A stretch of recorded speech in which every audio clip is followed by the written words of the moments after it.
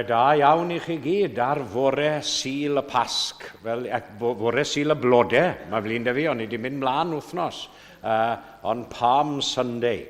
And as you see, we are grateful every year to Richard, diolch yn fawr Richard, am ddod ar palmwydd. Mae e'n harddu'r lle ac yn rhoi ysbryd Sul y Blodau I ni. Ond yw e, hyfryd, diolch yn fawr Richard. So a very warm welcome to everyone, especially those visiting us this morning on this glorious Palm Sunday. A mae'r tywydd yn braf hefyd yn dywi. Felly, fe un o ni I ganu ein hemyn agoriadol, felly 238, 238, ymlaen frenhinol un, Hosanna, gweidda'r dorf gytun, da nifail llwm ymlwybra ymlaen, a phalmwydd, dan ei draed ar dain. 238.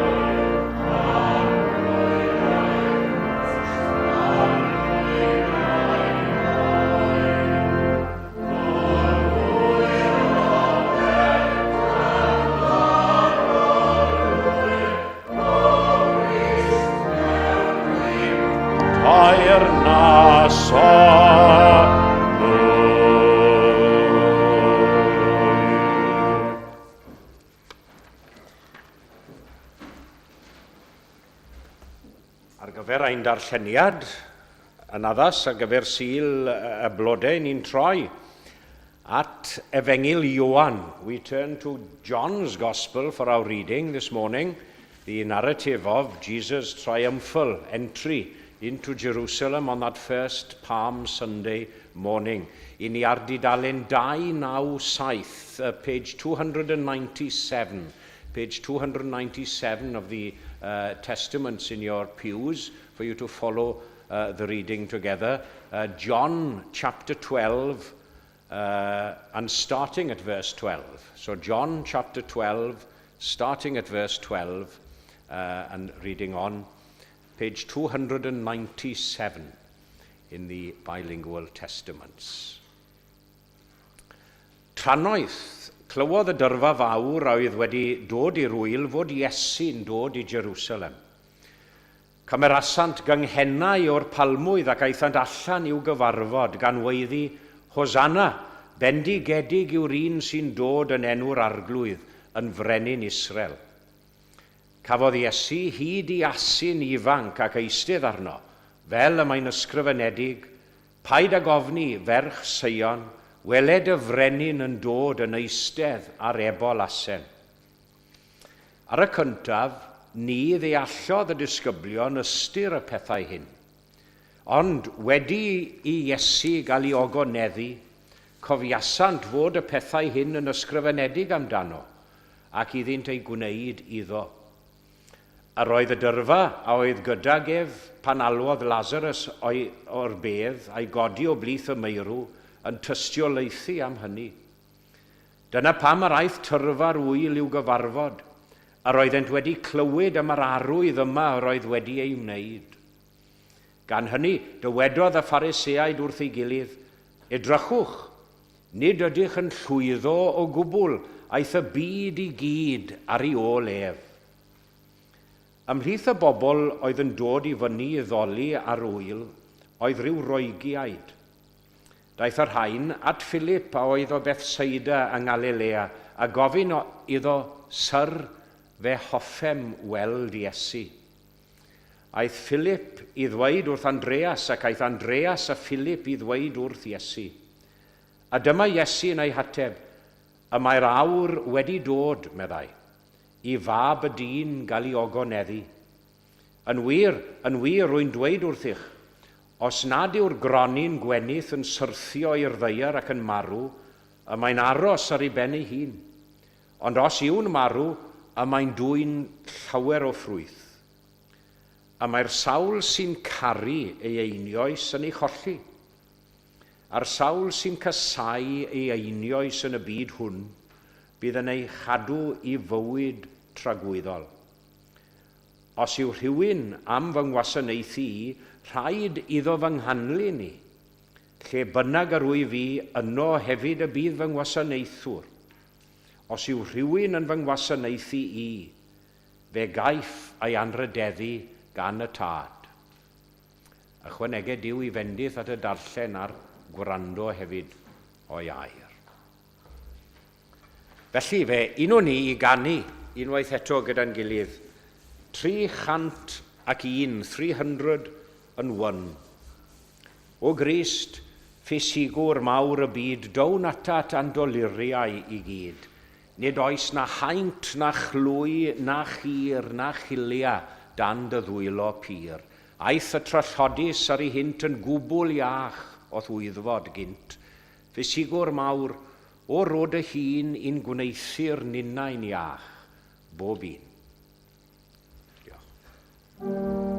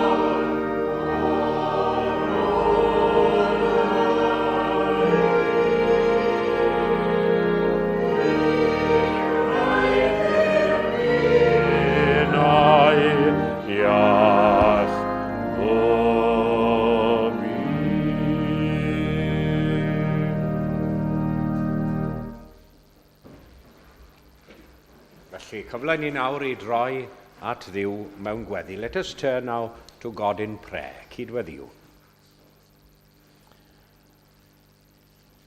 Duw a thad ein harglwydd Iesu, fe gofiwn ni yn arbennig y bore hwn am yr orymdaeth fuddigoliaethus honno I fewn I Jerusalem ar fore Sul y Pasg cyntaf. A Iesu yn marchogaeth ar gefn ebol asyn, a hynny ddod I achub I bobl. Ac wrth sylweddoli eto maint y cariad a ddatguddiwyd I ni yn y weithred honno, ni allwn ni laen ar y feddi a blwyddio gyda'r dorf y bore yma bendigedig yw enw'r hwn sy'n dod yn enw'r arglwydd, ac hosanna yn y goruchaf. Gracious God, as we remember this morning Jesus' triumphal entry into Jerusalem and the cries of praise and celebration by the crowd, help us now to welcome him anew, as it were, into our hearts and lives this morning.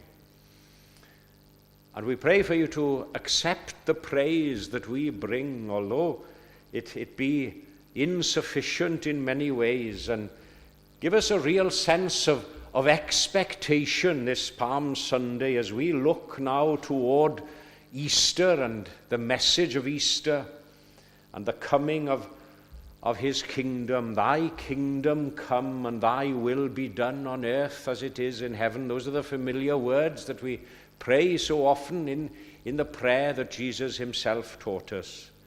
And we pray now that those words, that we may believe and trust in those words more fully today and every day. Ti hwn sydd wedi ein creu ni, ein caru ni, cyn llunio'r byd a chyn lledu'r nefoedd wen. Helpa ni nawr I gadw ein cylonau yn agored fel petai, I dderbyn Iesu. I dderbyn Iesu fel brenin ein bywydau ni gyd. A gwared ni hefyd ragweiddi yn ystod awr ei boblogrwydd fawr yn unig gyda'r dorf, ac yna ei wadu fe drachefn fel y dorf yn gweiddi croeshoeliau'r ef. I ni yn ei groeshoelio fe'n gyson gyda'n gweithredoedd ffôl a'n geiriau difeddwl yn aml. Ond heddiw fe gofiwn ni am arwydd o cad ac ystyr arbennig y dydd hwn Iesu yn dod I Jerusalem. Yn dod I Jerusalem am holl bwrpas a diben ei daith I fewn i'r ddinas honno, ac am neges ac ystyr yr wythnos fawr hon awr sydd yn ymagor o'n blaen ni, a holl ystyr yr wythnos I ni fel Cristnogion. Loving God, we realize that we don't always see clearly. Our faith is weak and shallow at times. And we confess that our lives and actions are so self-centered as well often. We don't understand as we should. Our praise is short-lived and superficial, like the crowd on that first Palm Sunday.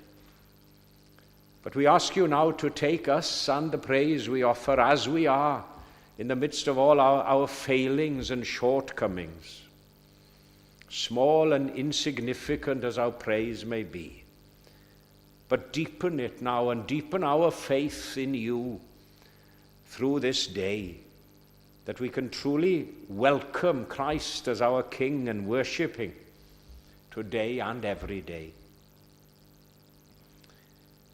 I ni'n gweddio ar ei ti lanw ein cylonau ni gyda gorfoledd y bore yma, wrth I ni ryfeddu at ei weithredoedd nerthol, fel ein bod yn awyddus I ddatgan ei glod a chyffesu ei enw ger bron y byd y bore yma. Pwy sy'n dod I Salem dref, medda'r emyn? Pwy sy'n dod I Salem dref, Iesu'n llywydd? Teimwn ar ei lwybrau ef ganga i'r palmwydd. Roddwn iddo barch a chlod mewn hosanna. Heddiw, ato mae yn dod, hallelujah. We think, as in every service, of those in need this morning. We think especially of many of our fellow members here and friends at Eglwys Gymraeg, Canol, Llundain. Many of them experiencing ill health at the moment, facing perhaps hospital treatments and other challenging times in their lives. We ask for you to be with them now, and as we lift them up to you in prayer, and perhaps those who are joining us this morning who cannot be here in person, joining us online, we ask for you to be with them and that they may feel your presence as we think of them now, and all who are in need this morning. Derbyn felly ein gweddiau cyhoeddus, ynghyd a deisafiadau cudd ein calonau ni, a mi ni ofyn y cyfan yn enw'r hwn a ddaeth ar sil y blodau cyntaf hwnnw i ryddhau ei bobl o gaethiwed ofn a phechod. Iesu Grist y cyfiaw. Amen.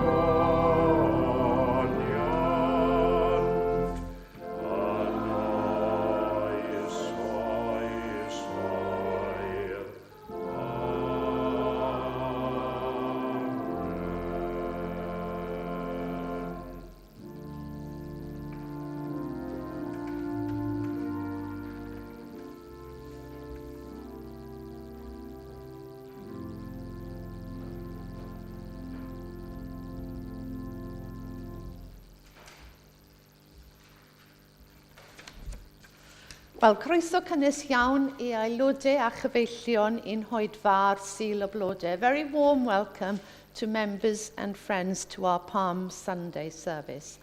A diolch yn fawr I Rob am ei arweiniad, I ni'n edrych mlaen I wrando ar ei gynadwri.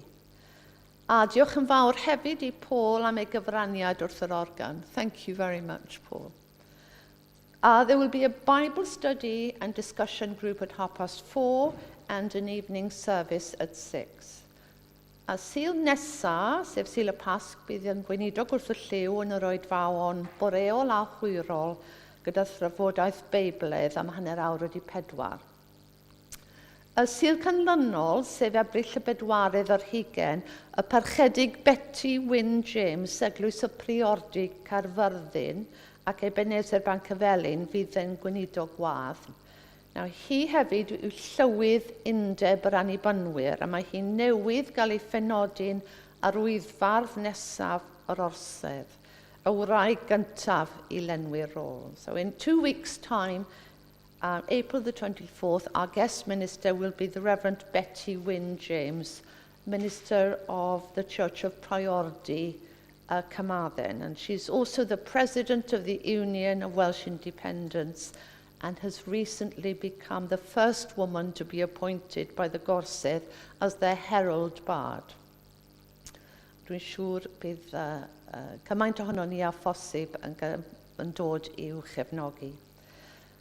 Fel arfer, a ddydd Mercher am hanner dydd, bydd oedfa fer yn y neuadd islaw gyda the a chyfle am sgwrs i ddilyn. And the next monthly Glyn Lang Memorial Organ Recital will take place on Wednesday, the 20th of April, at 1:05 with Edward Kemp Luck performing. And Ed is the admissions officer at the Royal Academy of Music and is the former organist of St Benet's Welsh Church, City of London. A croeso i bawb. Ar ddydd Gwener y Groglith, bydd oedfa gymundeb yn Jywyn am hanner awr 10 ac oedfa pregethu yn Clapham am 6:00. Our treasurer would like to remind us that giving envelopes for this new financial year are available on the pew in the lobby, and they're arranged alphabetically according to surnames. Please help yourselves if you haven't already received them. Cofiwch ddod lawr i gael te a sgwrs ar ôl yr oedfa, ac yn nawr fe ddawn nhw amgylch i dderbyn eich rhoddion. Diolch yn fawr.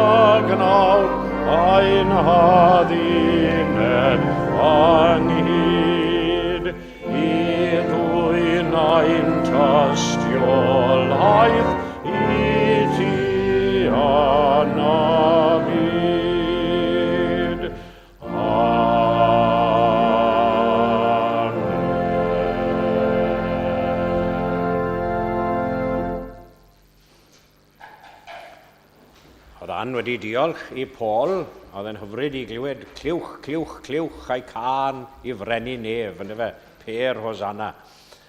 Yn y casgliad ac yn ryfedd iawn, fel dwi'n gweud yn aml, mae'r organyddion yn dewis emyn a thôn, dwi'n credu o'n i wedi dyfynnu y geiriau yma yn y weddi. It is marvellous how the organists will, without any consultation before, have chosen hymns. I think I mentioned this hymn in the prayer, quoted these words in the prayer. 360, geiriau elfed. Pwy sy'n dod i Salem dref? Iesu'n llywydd, teimwn ar ei lwybrau ef gangau'r palmwydd. Roddwn iddo barch a chlod mewn Hosanna. Atom ni mae heddiw'n dod. Halleluia. 360.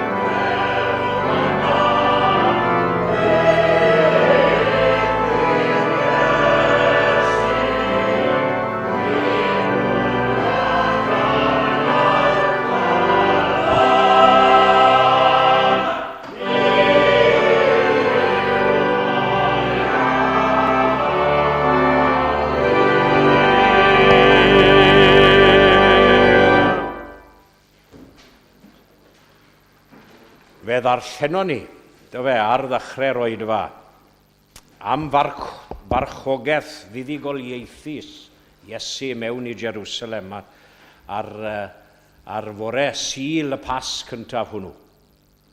A dwi am godi testun y bore yma o'r adran fach sy'n dilyn yr adran honno, dan yr is-benawd, rhaid i fab y dyn gael ei ddarchafu. The Son of Man must be lifted up.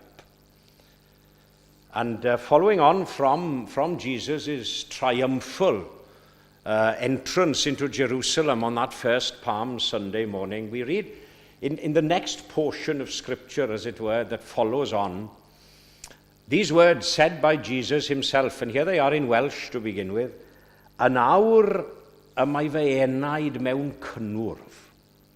Beth a ddywedaf? O dad gwared fi rag yr awr hon? Na, i'r diben hwn y deithim i'r awr hon.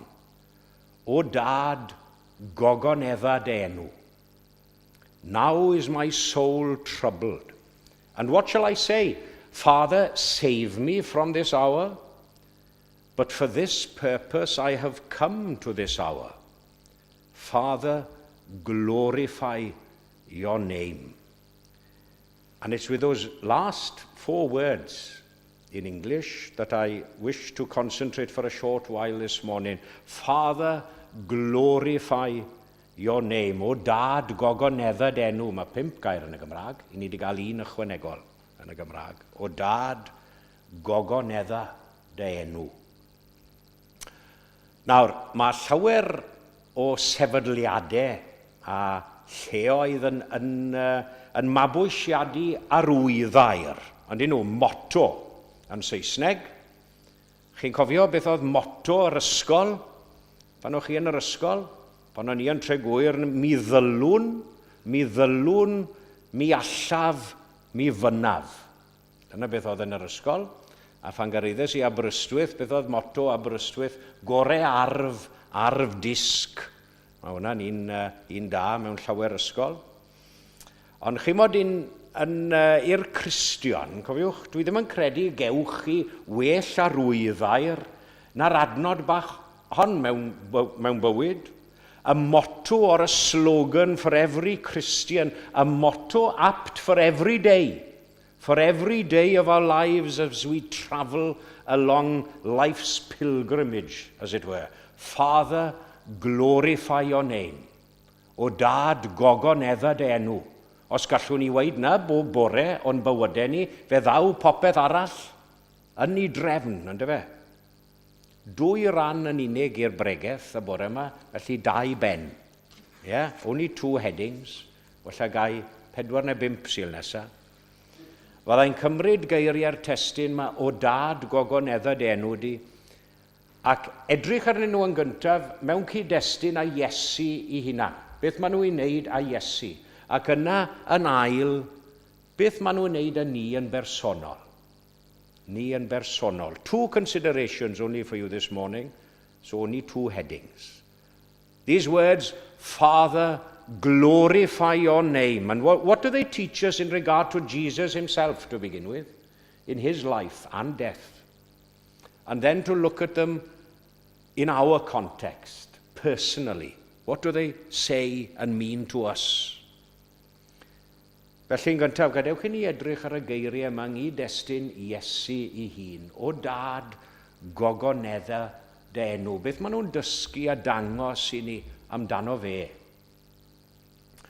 Now, to put these words into context, historical, and in the life of Jesus, he just performed that great miracle of raising Lazarus. And you remember that was in the reading as well. And obviously the fame of that miracle had gone before him and had attracted and drawn many, many people to hear him preach and to teach. And the enthusiastic crowds they'd gathered to hang on his every word. It was the great hour of his popularity. And he became so popular that the Pharisees said, the world has gone after him. Mae'r byd I gyd wedi mynd ar ei ole. Dyna beth glywon ni yn y darlleniad. Y dyrfan gweiddi fel ni'n cofio Hosanna yn y goruchaf, bendigedig yw'r hwn sy'n dyfod yn enw'r arglwydd. And I believe in the light of this great, great popularity and the fame which Jesus now received from the public at large, these words show his firm resolve as well, which he had from the outset. Y penderfyniad pendant ma oedd ganddo fe, taw Duw yn unig oedd i fod i gael y clod, ynddo fe, a nid fe. Duw i gael ei ogoneddu a neb arall, gan gynnwys fe ei hunan. Nid dod i ogoneddu ei hunan neu i ddarchafu ei hunan oedd Iesu wedi dod. God is to be glorified. It's only him and no one else or nothing else. And there is a kind of battle, obviously, in Jesus' mind from the outset. Well, I say that, but after saying that, there's really no question about it at all, what he means to do. It's as if the surface was ruffled a little bit, but deep down he knew exactly what he had to do and what had to be done. Mae'n dweud mewn gwirionedd o dad, gogoneddad enw di yn fy mywyd i ac yn fy marwolaeth i. Oedd e'n gwybod bod e'n arwen at y groes, dyma bwrpas holl ddiben i fodolaeth e, a'i ddyfodiad e'r byd, i ogoneddu Duw i dad. And although even to the very end of his earthly life, and this battle was apparent, wasn't it? You remember his words in the Garden of Gethsemane, "Oh, Father, if it be possible, let this cup pass from me." But no, even to the end, his resolve was firm. Nevertheless, not as I will, but as thou will be done. Ie, fe ddaro styngodd ei hun gan fod yn ifydd, hyd yn oed angau ar groes. And as well as this firm resolve on his part, these words, they also show, I feel, a deep intent bwriad dwys oedd yn gyfrifol am benderfyniad pendant yma. Pam oedd Crist i farw? Dia mi, na chi gwestiwn. Na chi gwestiwn sydd wedi cael ei holi a cheisio ateb ar hyd y canrifoedd gan ddiwinyddion. Cwestiwn mawr a dyrus. Ie, i achub ni pechaduriaid gwael y llawr wrth reswm. Dyna'i fwriad e, wrth gwrs. Ond chi'n sylwi yma, nid o dad achub fy mobl yw i weddi gynta fe, ond o dad gogoneddad enw. Mae yna wahaniaeth. The main aim and objective of life, of Jesus' life and death, was to glorify God. To glorify God, and everything else as a result, it comes as a sort of subsidiary to this glorifying of God. And before moving on to my second point, one other thought for you, and that is this great result, this subsidiary result, a canlyniad mawr a ddaeth o'r cyfan. Because the great result of all of this was, of course, that God was glorified. He really was glorified, and glorified in a way which he'd never ever been glorified before. A gair a wneithpwyd yn gnawd, ynddo fe? Ac a drigodd yn ein plith, the word made flesh and dwelt among us. Ryfeddod y ryfeddodau gyd. Mae Williams, Pantycelyn, dwi dyfynnu yn aml i bennill bach chi'n cofio. Oedd e'n bendant iawn ei gred, taw dyma ryfeddod mwyaf a fi erioed. Ymlith holl ryfeddodau'r nef, hwn yw y mwyaf un, gweld yr anfeidrol ddwyfol fod yn gwisgo natur dyn. So after considering these words in regard to Jesus, what do they have to say about us personally? Us today, this morning, in Eglwys Gymraeg, Canol, Llundain. Father, glorify your name, O Dad, gogoneddad enw. And you know, whenever we are truly able to use these words with confidence and assurance in whatever situation we find ourselves in life, then it indicates to me a sort of a conflict ended. A conflict or battle within ourselves, perhaps, spiritually, emotional, as Jesus proved himself. An internal battle ended and an inner peace and tranquility found. O God, glorify your name. Wrth gwrs, i ni'n ffindio ein hunain mewn sefyllfaoedd anodd iawn ar brydiau, ond i ni mewn bywyd. Ddim yn gwybod pa ffordd i droi weithiau. Gorthramderau mawr o hyd, gelyn ar ôl gelyn sydd yn fy nglwyfo nos a dydd. A rheini, fel dwi'n dweud, yn gallu bod yn gelynion mewnol, wy ddim sôn am rwy'n yn ymosod arno ni yn gorfforol, ond gelyn mewnol, personol. Pryd hynny, os gallwn ni ddweud gyda hyder ac argyhoeddiad yr yw dawelwch meddwl, o dad gogoneddad enw, mae fel sa'r frwydr wedi ennill, mae drosodd. And although there may not be any difference in our position, there may not be any change in our circumstances in life, yet if we can pray with quiet confidence, Father, glorify your name, then there's no question of what to do or how to cope, perhaps, with a situation. I mentioned only last Wednesday, in our midweek service, that quote by an unknown author, faith is not about everything turning out okay. Faith is about being okay no matter how things turn out. Yeah? Dyw e ddim yn golygu, chwel ein bod ni'n mynd i fod yn rydd o dreialon mewn bywyd. Ie, fe ddawr rheini i gwrdd â ni a phroblemau enbyd weithiau. I ni'n gwybod dawr rheini i gwrdd â ni bob dydd. Ie, mae Iesu yn gweud ni'n bendant, ie, yn y byd gorthrymder y gewch. You will have tribulation in the world, but take heart, he says, I have overcome the world. So we're going to have trouble and tribulation. Ond mae'r geiriau yma daw ar ryw fodlondeb mewnol i ni ryddhad o wybod bod ein afori ni mewn dwylo ddiogel. Beth bynnag i ni'n gwynebu heddiw. Ildion ddiamod na'r peth, ynddo fe. Perfect submission. All is at rest. I, in my Saviour, am happy and blessed. A'r peth arall wrth gwrs sy'n deillio o'r geiriau yma yw i ildio o'r hunan. The surrender of oneself. Chi'n modd, pan mae unrhyw un yn gallu dweud o dad gogoneddad enw, mae'r hunan yn cael mynd o'r neilltu, yn cael ei roi o'r neilltu, ac i ni wedyn ni yn fodlon mynd yn ddim mwyn iddo fe cymryd drosodd a'n llenwi ni gyda'i bwer a'i ddylanwad i weithredu ynom ni a thrwom ni. And this is a surrender of self, which includes obedient service, because Jesus goes on to say in the reading, you remember the reading at the beginning of the service, if anyone serves me, let him follow me. Waiting on the Lord's bidding, following his way, copying his example, and glorifying his name.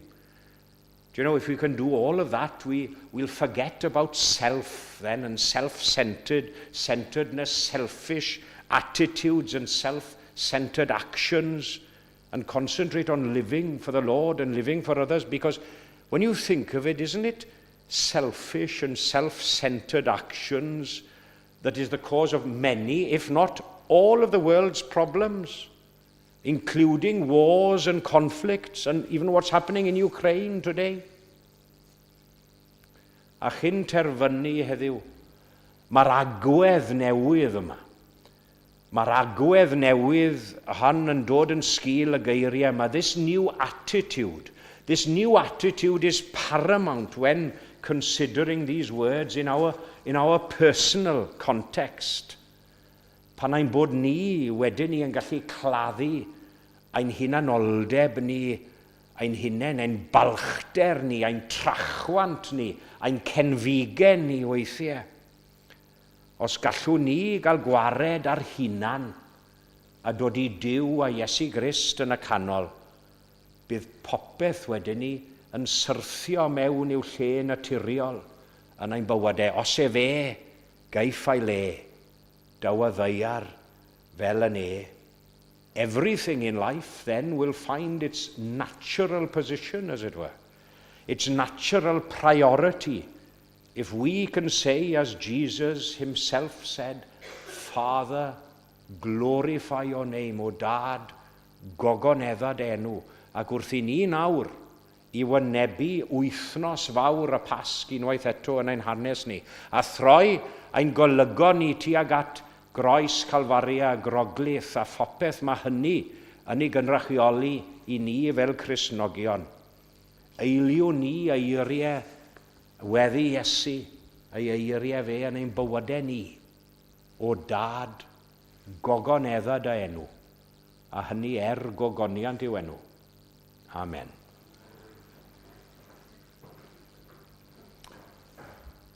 Ac fe unw ni felly ganu gyda'n gilydd.